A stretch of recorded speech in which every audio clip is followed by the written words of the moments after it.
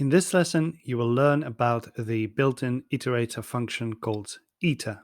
Here we have two lists representing days of the week, one in English and one in Russian. This is just to illustrate that regardless of whether we understand the meaning, we can still operate with the data.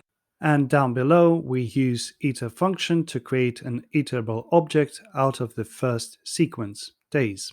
We use variable I to store the result, and on the next line we can use the function next with I as an argument to iterate over this sequence.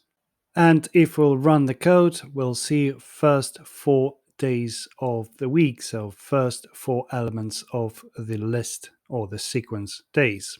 And this is the result of using next 4 times.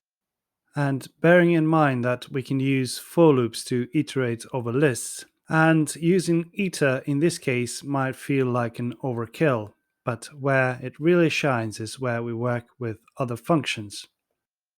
Let me show you what I mean, but first I need to create a simple text file.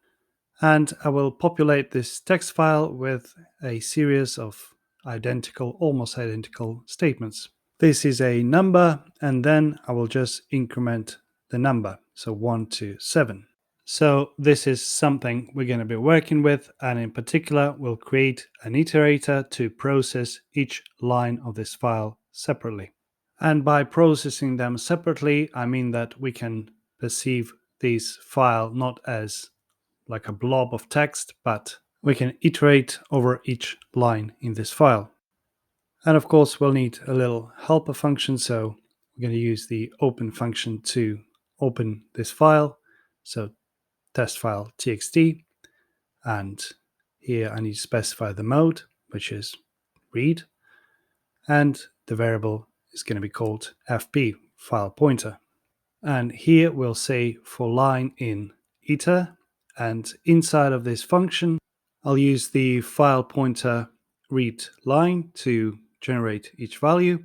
In other words, it will feed the iterator line by line, and then we specify something that is called the sentinel value, and then we print the line. This sentinel value looks like an empty character, and indeed it helps us to stop when we just run out of lines. So in our case, the end of the file will be indicated by this empty string. And as you can see, it iterates over the file and prints each line until it runs out of lines, and then it stops.